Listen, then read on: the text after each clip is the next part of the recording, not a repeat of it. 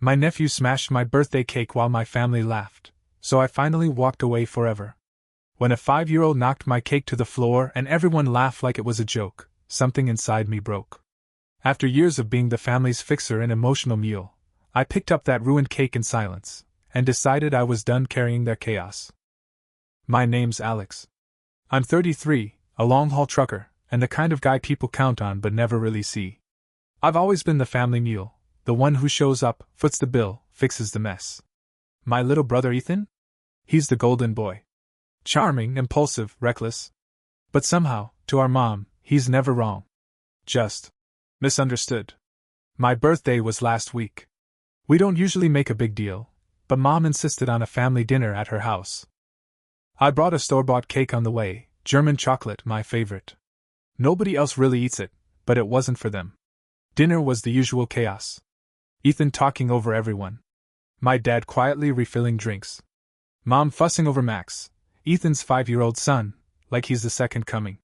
I sat there, mostly quiet, eating chicken that was overcooked like always. Then came dessert. I set the cake down, lit a candle. Before I could even cut into it, Max walked up, looked me dead in the eyes, and smacked the whole thing onto the floor. Frosting splattered across the tile. Silence. Then Max laughed. "Eat it off the ground, Uncle Alex!" Ethan snorted. "Man's got himself a little comedian, huh?" Mom shook her head with a smile.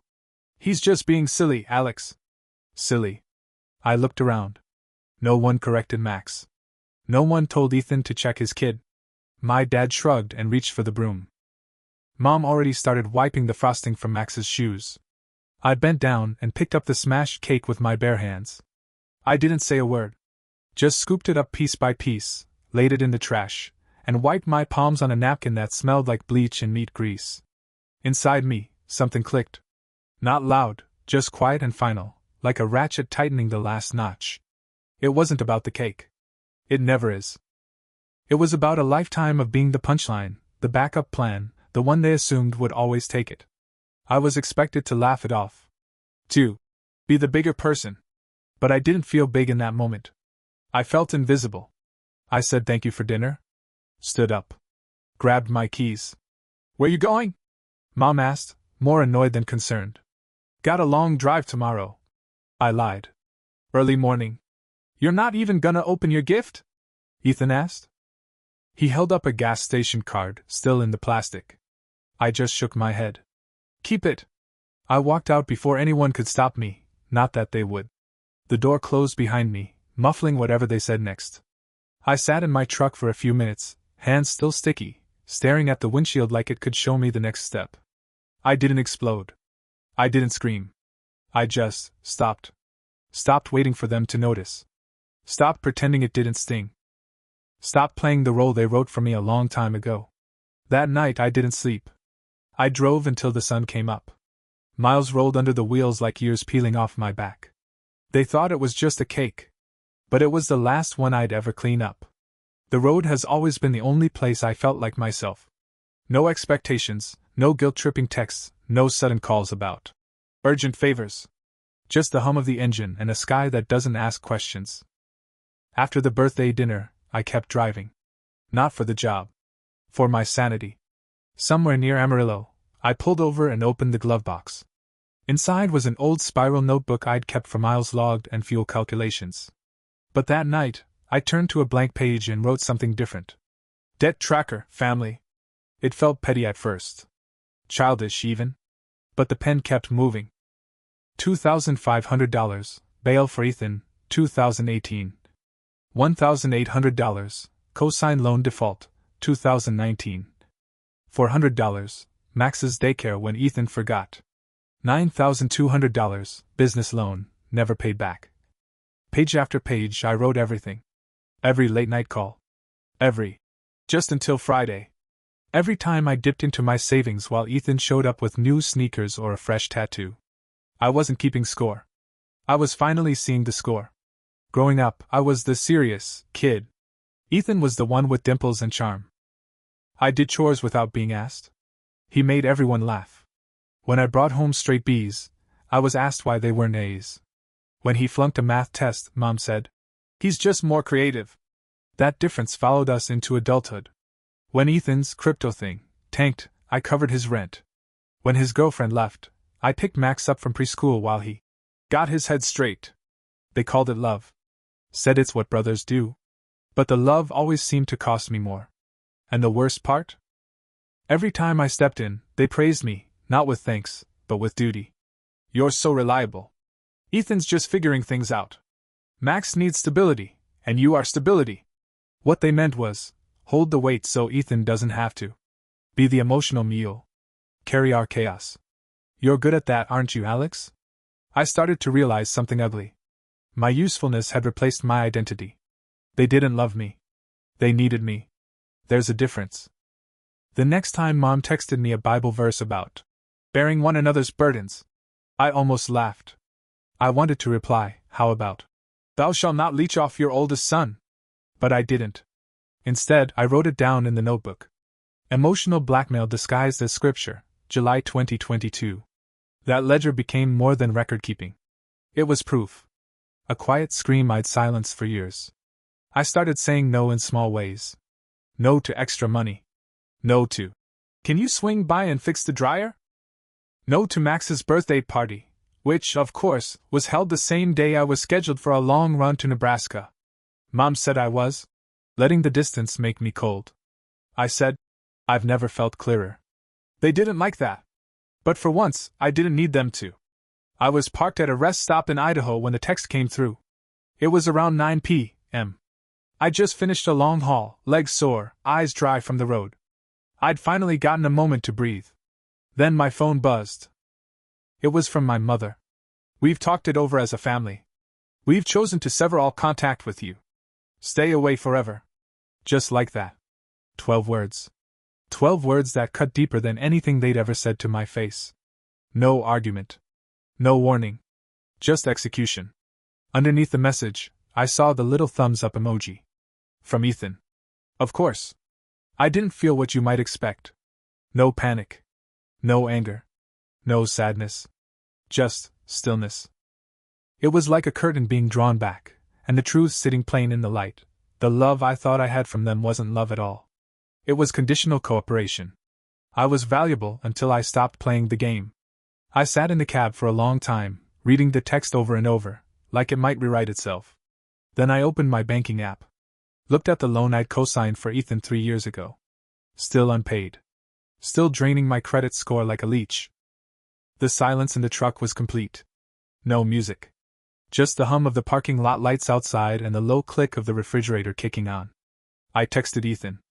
Removing my name from every loan tomorrow. Just a heads up. No anger. No insult. Just a statement. He replied instantly. Wow. Real mature. You're turning your back on your family. I didn't answer. Because it hit me, they'd already turned their backs. That dinner, that cake, that was them telling me exactly where I stood. The message just made it official. I laid back in the bunk, staring at the ceiling, and thought about Max. Poor kid didn't ask for any of this. He was just doing what he saw, parroting the behavior that got laughs and approval. But I wasn't going to sacrifice myself so Ethan could teach his son how to treat people like tools. That was the night I realized I wasn't losing a family. I was shedding a burden. It didn't feel like heartbreak. It felt like oxygen. The next morning, I was at the bank by 9 a.m. I had the paperwork. The dates. The ledger. The facts. For the first time in years, I felt like I had leverage.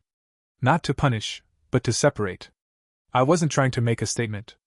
I wasn't trying to hurt anyone. I just finally understood the truth.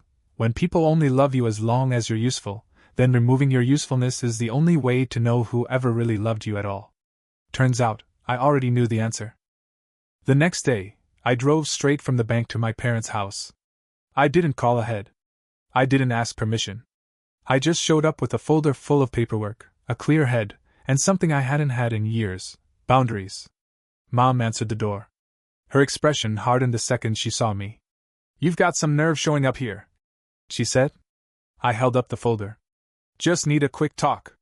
She stepped aside, but barely. Dad was on the couch, glasses on, TV paused.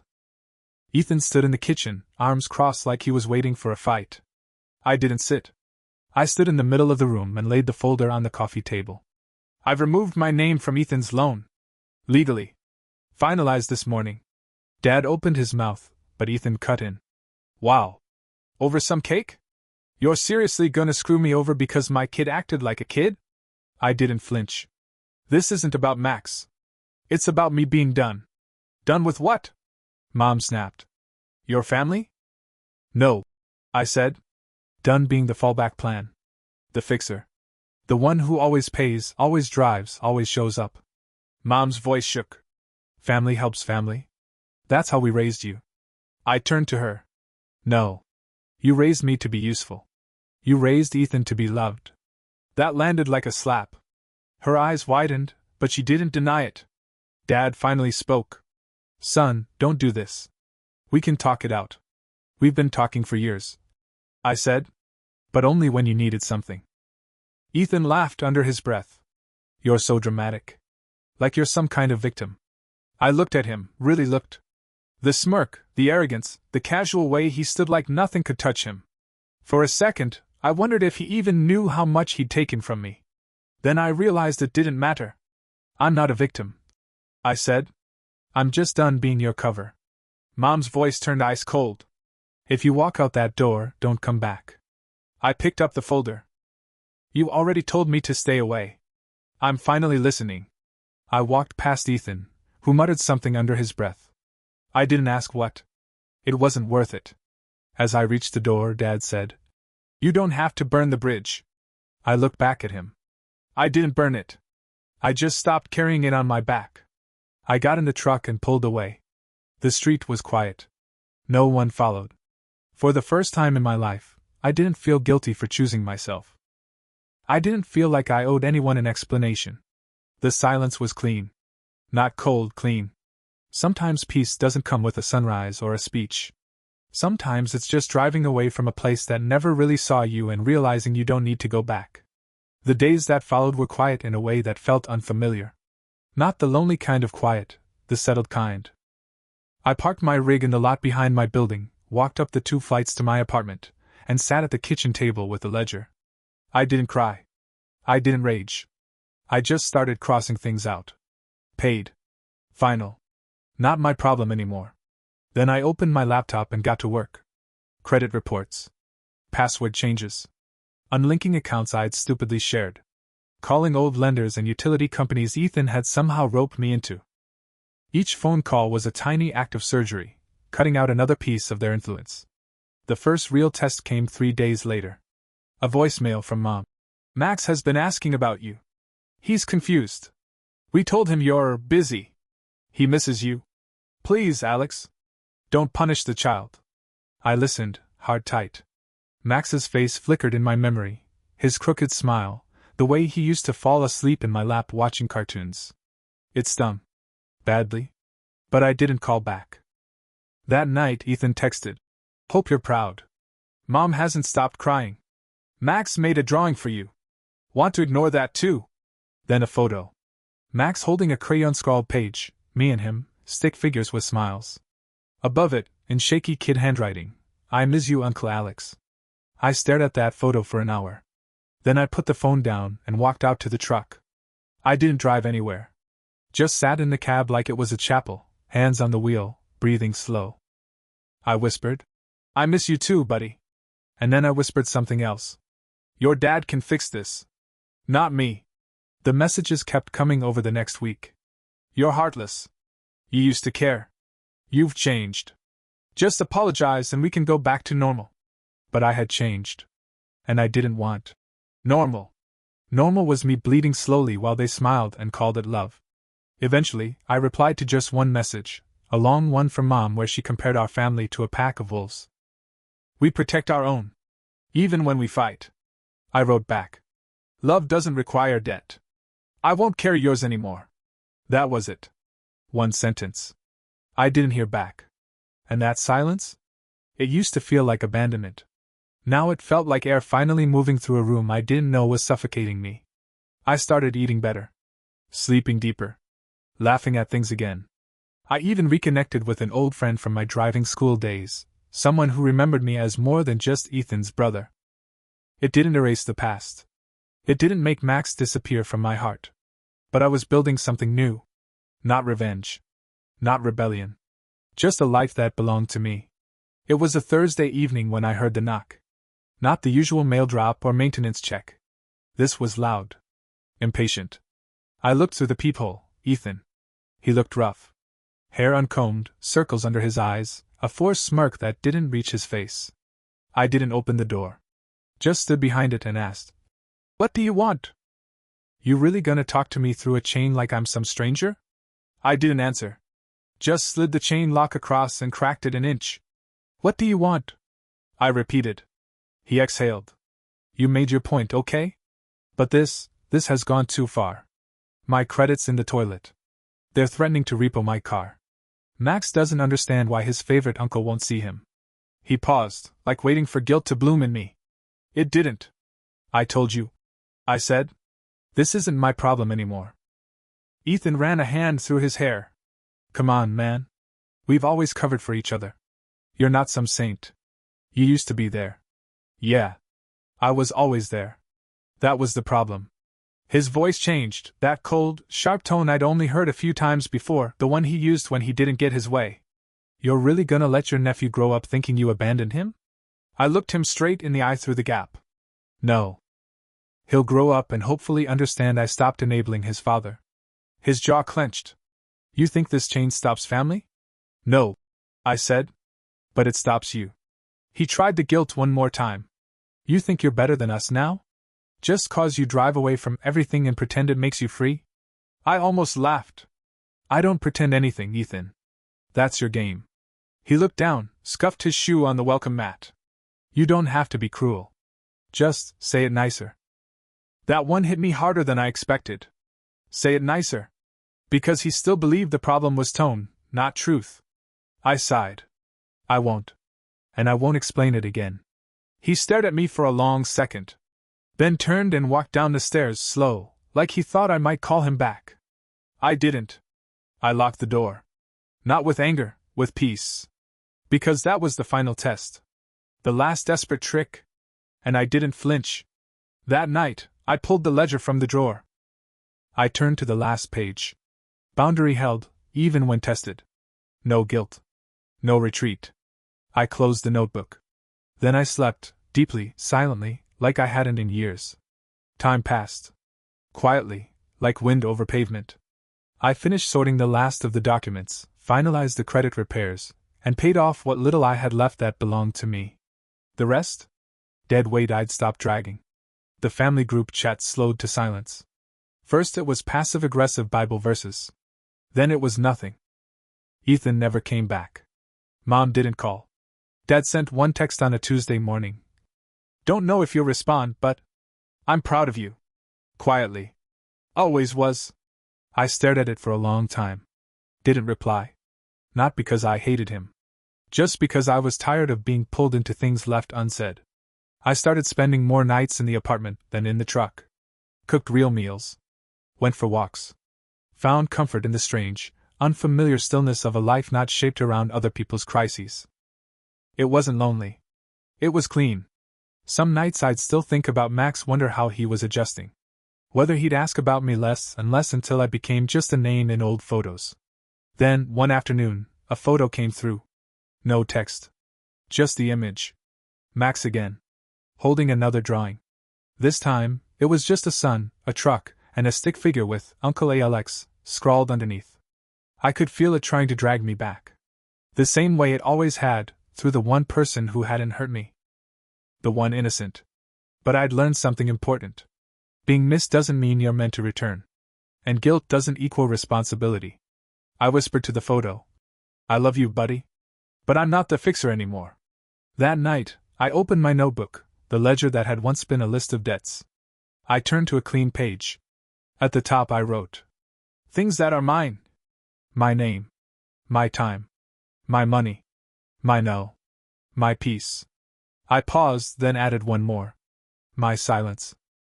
Not the kind they weaponized, the quiet that let bad things slide. No, this silence was different. This silence was mine. Chosen.